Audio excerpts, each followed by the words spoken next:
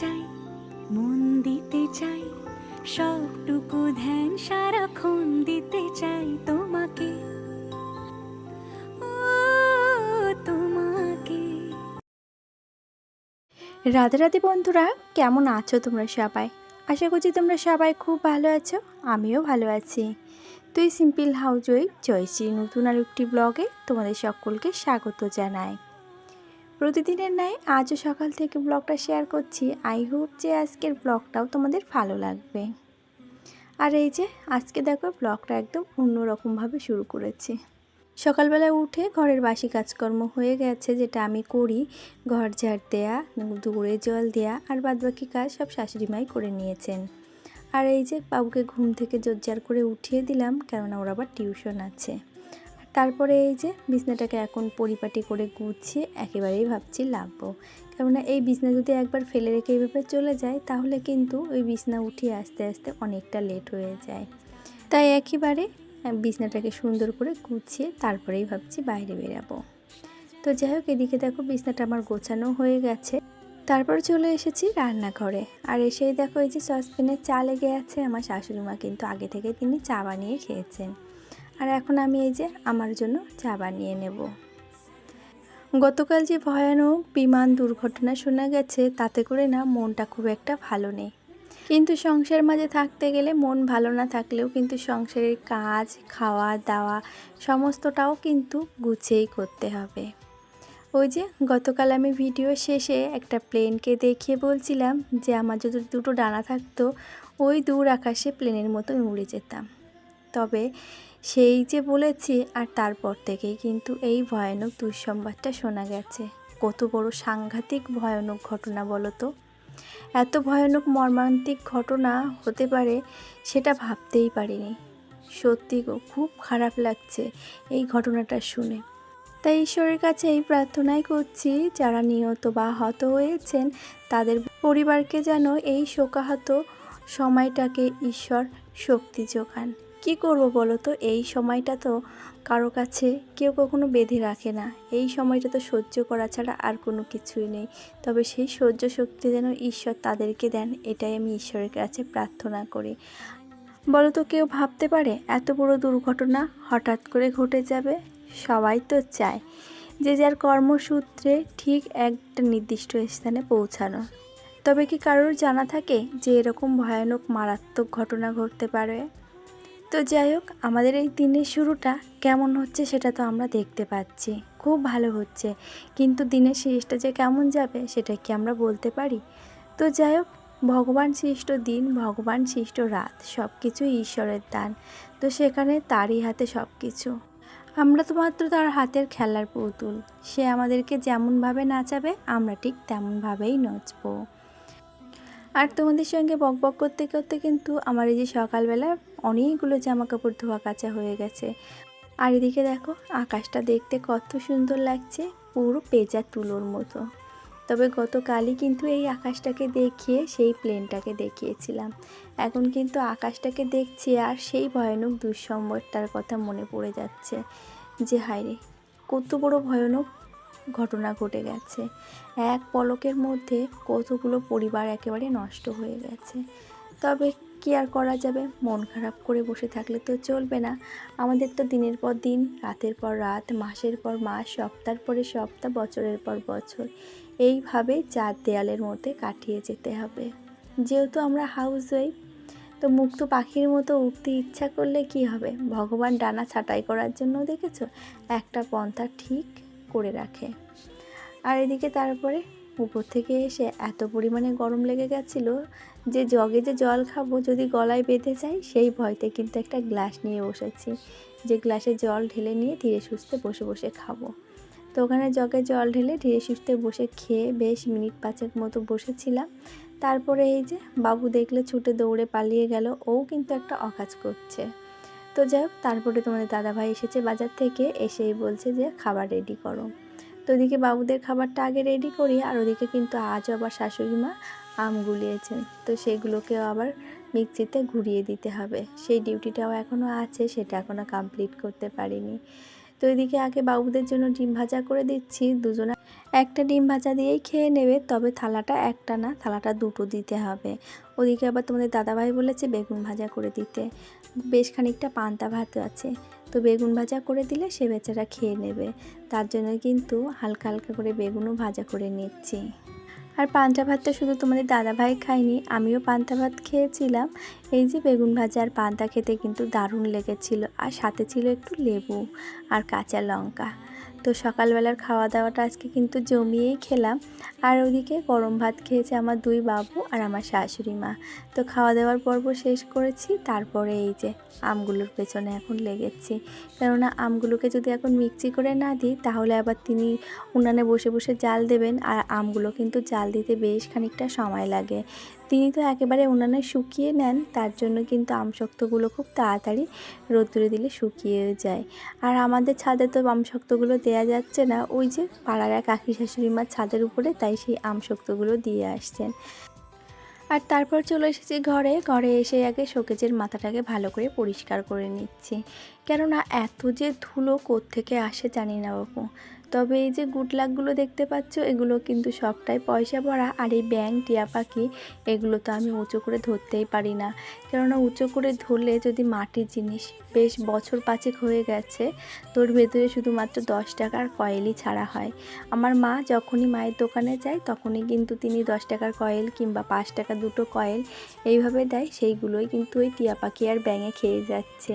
তবে টিয়া পাখিটা যতই ভরছে ততই হালকা হচ্ছে, আর ব্যাঙটা যেন ভারী হয়ে যাচ্ছে। তো মাটির জিনিস তো ওই জন্য সাহস করে উঠিয়ে পরিষ্কার করতে যায় না, যদি একবার ছাড়িয়ে যায়। আর এখন যেহেতু বর্ষা বৃষ্টির সময়, সেজন্য আর ওইগুলো নাড়িয়ে কখনো পরিষ্কার করতে যায় না। আর এদিকে দেখো শোকেজের মাথাটা তো সব সময় তো পরিষ্কার করা হয় না, ওই যে হাত বুলিয়ে যখন সময় পাই তখন করে নিই। তবে ডিপ ক্লিন করতে গেলে কিন্তু ওই 15 দিনে একদিনই বলতে পারো, তাছাড়া এমনি আলতো হাতে পরিষ্কার করে নিই। তো এই যে সমস্ত কিছু কিন্তু ভালো করে একেবারে ঝেড়ে পুছে পরিষ্কার করছি। আর এত ধুলো যে কোত্থেকে হয়, আগেও বলছি এখনও বলছি, যতটা ঝেড়ে পুছে পরিষ্কার করি ততই যেন ধুলো ময়লা কোত্থেকে আসে। আর এই যে দেখতে পাচ্ছ বালু ঘড়ি, এটা কিন্তু দেখতে বেশ দারুণ লাগে। 10 সেকেন্ড মাত্র ওই রেটটা পড়তে সময় লাগে। তো বেশ খানিকক্ষণ বসে বসে ওইটা নিয়েও খেলা করছিলাম। তারপরে গিয়ে এই যে বাচ্চাদের মতো বলতে পারো, এখন এই যে শোকেজের কাজগুলোকে সুন্দর করে পরিষ্কার করে নিচ্ছি। আর এই কাজগুলো তো দেখো প্রায় পরিষ্কার করে নিই, তবে বাবুরা যে হাত দিয়ে এতে এমনভাবে ছাপ লাগায় যে কলিন দিয়ে মুছলেও কিন্তু পরিষ্কার হতে চায় না। এই যে দেখতে পাচ্ছ রঙের দাগ, লেখালেখির দাগ, ওরা বসে বসে শুধুমাত্র যেই দেখে মা রান্নাঘরে গেছে সেই ফাঁকে কিন্তু এই অকাজগুলো শুরু করে। আর এই আয়নার কাজটাকে যদি তোমাদের ডিরেক্টলি আমি দেখাতে পারতাম যে এতে কি পরিমাণে নোংরা করে রেখেছে, কি বলবো। পুরো সাদা সাদা চেপকা চেপকা দাগ, কিসের দাগ জানি না। আমি আবার নখ দিয়ে খুঁচে খুঁচে তুলে তুলে তারপরে গিয়ে পরিষ্কার করলাম। আর এরই সাথে বলে রাখি, আজকের ভিডিওটি কেমন লাগলো একটা লাইক কমেন্ট করে জানাতে ভুলে যেও না। আর নতুন যদি কোনো বন্ধু আজকে ভিডিওটি এই পর্যন্ত দেখে থাকো, ভিডিওটি দেখে ভালো লাগলে চাইলে চ্যানেলটিকে সাবস্ক্রাইব করে পাশে থাকতে পারো। আর পুরনো বন্ধুরা যারা অলরেডি এই কাজটি করে রেখে দিয়েছো তাদেরকে জানাই অসংখ্য ধন্যবাদ আর অনেক ভালোবাসা। বন্ধুরা তোমরা যে প্রতিদিন এক একটা মিষ্টি মিষ্টি কমেন্ট করো, তোমাদের এক একটা কমেন্টেই মোটিভেট করে নতুন একটা ভিডিও দেওয়ার জন্য। আর তোমাদের কাছে আশা রাখি প্রতিদিন নতুন নতুন কমেন্টের। আর এই যে সকালবেলা যে বাসনগুলো হয়েছিল সেইগুলোকে তো মাজা ধোয়া করে নিচ্ছে। আর চলো এর সাথে গতদিনের ভিডিওতে করা বেশ কিছু মিষ্টি মিষ্টি বন্ধুদের নাম নেওয়া যাক। সৌমি মজুমদার, টিএম রফিকুল, নার্গিস রহমান, অর্চনা জানা। সে লিখেছে, তুমি গ্যাস কাউন্টারের উপরে কাপড়টা কেন দিয়ে রাখো? কি বলো তো, প্রত্যেকটা বাড়িতেই আমি মনে করি যে আরশোলা টিকটিকি নেই এমন কোনো বাড়ি নেই। তো আরশোলা টিকটিকির হাত থেকে যাতে গ্যাসটা ভালো থাকে তার জন্য কিন্তু আমি ওই কাপড়টা দিয়ে রাখি। আমি তাহলে নিঃসন্দেহে যখন কোনো কিছু খাবার বানাবো তখন কিন্তু কাপড়টাকে সরিয়ে বানাতে পারবো। আমরা দেখবে রান্না করি, রান্না করতে করতে হঠাৎ হাতা খুন্তি কিন্তু আমরা গ্যাসের ওই টপে রাখি, তখন কিন্তু ওই হট করে সবসময় মুছে নিয়ে কাজ করা যায় না। তার থেকে বরঞ্চ আমি একবারেই যদি কাজটা সেরে রাখি তাহলে আমার এক কাজে দুবার হাত দেওয়াও লাগে না। আর ওই যে তৎক্ষণাৎ কিন্তু কাজটা এগিয়েও নিতে পারি। একটু যদি বুঝে শুনে কাজগুলো করা হয় তাহলে কিন্তু বুদ্ধি ঘুরিয়ে কাজ করে এগিয়ে নেওয়া যায়। আর যদি একটু ওই যে অন্যমনস্কভাবে কাজ করি তাহলে কিন্তু কাজটাকে এগিয়ে নিতে পারবো না। তার জন্যই বলতে পারো অ্যাকচুয়ালি গ্যাস কাউন্টারের উপরে আমার কাপড়টা দিয়ে রাখা।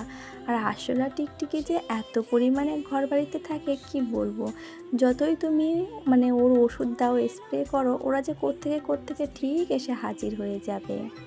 আর তারপরে ওই যে একটা হাঁড়িতে কাদা লাগিয়ে আমি দিয়ে আসলাম শাশুড়ি মার কাছে, যাতে করে হাঁড়িতে ভাতটা হয়ে যায়। আর তার মধ্যে চালটাও ধুয়ে দিয়ে এসেছি। তো ওইদিকে আম কিন্তু উনানে জ্বালাতে ভাতটা হয়ে যাবে। আর এদিকে ঘরের ভেতরে কিছু জামা কাপড় ছিল কতদিনের, সেগুলো টেবিলের উপরে একেবারে অগোছালো হয়েছিল। তো সেটা সময়ই পাচ্ছিলাম না, তো ভাবলাম এই ফাঁকে একেবারে জামা কাপড়গুলোকে ভাঁজ করে যায়, নয়তো এইগুলো আবার ফেলানো থাকলে পরে গিয়ে যখন আবারও এসে দেখবো এরকম, তখন কিন্তু মানে চোখ দুটো বলে না ওই যে অস্বস্তি বোধ কাজ করে, ঠিক তেমনই। তো তার জন্য কিন্তু ঝটপট করে এসে আগে জামা কাপড়গুলোকে ভাঁজ করে নিচ্ছি, ওই বেশ কয়েকটা। তবুও কিন্তু এইগুলো যদি অগোছালো হয়ে থাকে দেখতে কিন্তু একদমই ভালো লাগে না। আর দিন শেষে দেখবে ক্লান্তির পর একদম শান্তির আশ্রয় হলো ঘর। আর সেই ঘরটায় যদি পরিপাটি না থাকে তাহলে কিন্তু কখনো কোনো কাজেই মন লাগে না। আমি ঘুরবো ফিরবো ঘরের মধ্যে এসে যদি দেখি যে না আমার চারিটার দিক একেবারে মানে গোছানো, তাহলে কিন্তু মনে হবে চারিদিকে যেন পজিটিভ এনার্জির বাস। আর যদি অগোছালো হয়ে থাকে তখন মনে হবে যেন ছড়িয়ে ছিটিয়ে আছে নেগেটিভ এনার্জি, মনে হয় আমার ঘরে বাস করেছে। আর তারপরে এই যে দেখো কিছু ডিম ছিল, সেই ডিমটাকে লবণ, হলুদ আর তেল দিয়ে একটু ম্যারিনেট করে রেখে দিয়েছিলাম। এতে করে কিন্তু ডিমটা ফোটা অনেকটাই কমেছে। তবুও ওই যে ডিম মানে যার যা স্বভাব, সে কিন্তু যতই তার স্বভাব বদলানোর চেষ্টা করো না কেন, সে কিন্তু তার স্বভাবে থেকেই যাবে। ওই যে হালকা একটু চিরবির করছিল, তার জন্য আবার ঢাকনা চাপা দিয়ে ডিমগুলোকে আস্তে ধীরে গ্যাসের জালটা দিয়ে তাই ভাজা করে নিয়েছি। আর ডিম দিয়ে, কলা দিয়ে, সজনের ডাঁটা আলু দিয়ে তরকারি হবে। আর পেঁয়াজ, রসুন, আদা, টমেটো ছাড়ানো সমস্তটাই হয়ে গেছে। এবারে শুধুমাত্র ওগুলো ক্র্যাশ করব আর মশলাটাকে মিক্সারে বেটে নেব। তারপরে কিন্তু আমার একেবারে মশলা রেডি হয়ে যাবে। আর মশলাটা কিসের জন্য? বাড়িতে রান্না হবে চিকেন, তার জন্য। তো চিকেনটা ছিল ফ্রিজে, সেটাকে বার করে ধুয়ে আবার হলুদ লাগিয়েও কিন্তু আমি রেখে দিয়েছি। আর এদিকে দেখতে পাচ্ছ এই ব্লেন্ডারটা না ঘরেতেই আছে। তো এটা না খুব একটা ইউজ করা হয় না, ওই যে একেবারে এক হাতে বটি দিয়ে কুচু কুচু করে কেটে নেওয়া হয়। তবে আজকের পেঁয়াজগুলো দেখছি অত্যন্ত ছোট ছোট নিয়ে এসেছে। আগের দিন নিয়ে এসেছে একদম ছোট ছোট সাইজের পেঁয়াজ, তো সেইগুলো বটিতে ধরে কতক্ষণে কোচাবো, তার জন্যই ধুয়ে এক ফাল করে দিয়ে রেখে দিয়েছি। ওইগুলো যে চোপারে কিন্তু আমি কুচিয়ে নিয়েছি, আর বেশ কিন্তু সুন্দর চোপার হয়েছে। তো এই যে তারপরে মশলাটাকে ভালো করে কষিয়ে নিয়েছি, নিয়ে তার মধ্যে মাংসটা দিয়েছি, যেমনভাবে অ্যাকচুয়ালি মাংসর মশলাটা কষায়। আর এই যে দেখতে পাচ্ছ কাঁচা রসুন, এটা খেতে কিন্তু তোমাদের দাদা ভাই খুবই পছন্দ করে, যে মাংসর মধ্যে কাঁচা রসুন হবে তাহলে তো দারুণ। অনেকেই আছে মাংসর ভেতরে পেঁয়াজও পছন্দ করে, তবে তোমাদের দাদা ভাই পেঁয়াজটার থেকে রসুনটা বেশি পছন্দ করে। আর এই তো চিকেনটাকে কষিয়ে ওর ভেতরে জল দেওয়া হয়ে গেছে। এবারে ভালো করে ফুটে উঠলে তারপরে লাবানোর আগে গরম মশলা আর টেস্টটা কেমন হয়েছে, ঝাল লবণ ঠিকঠাক আছে নাকি দেখে কিন্তু এই যে লাভিয়ে নিয়েছি। আর ওদিকে কিন্তু আমি বন্ধুদের নামগুলো পড়তেই সংসারের কাজে ভেজে গেছিলাম। তো চলো আরও যে সমস্ত বন্ধুরা আমার ভিডিওতে কমেন্ট করেছিল তাদের নামগুলো নিয়ে নেওয়া যাক। মনোয়ারা রাজ, স্বপ্নের পৃথিবী, রাজিয়া খান, নীলাক্ষু, রূপালী নাথ, সুমন দাস, ডালিয়া ঘোষ, আর ডেলি লাইফ থেকে রীতা বোন, ছোট্ট পাখি থেকে দিদি ভাই, রাজিয়া খান সে লিখেছে, দিদি ভাই তোমার অনেক নতুন পুরনো সমস্ত ভিডিও দেখে নিলাম, শর্ট ভিডিওগুলো দেখে নিলাম, বেশ ভালো লাগলো। থ্যাংক ইউ গো, তুমি আমার পুরনো দিনের ভিডিও দেখেছো। পুরনো দিনের সেই আমি আর এখনকার আমির মধ্যে কতটা পার্থক্য, তাই নয় কি?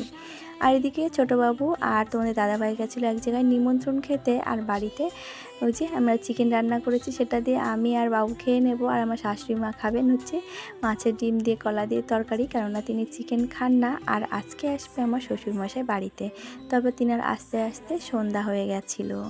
আরও কমেন্ট করেছিল প্রিয়াঙ্কা ডেলি ব্লগ থেকে আর শতাব্দী।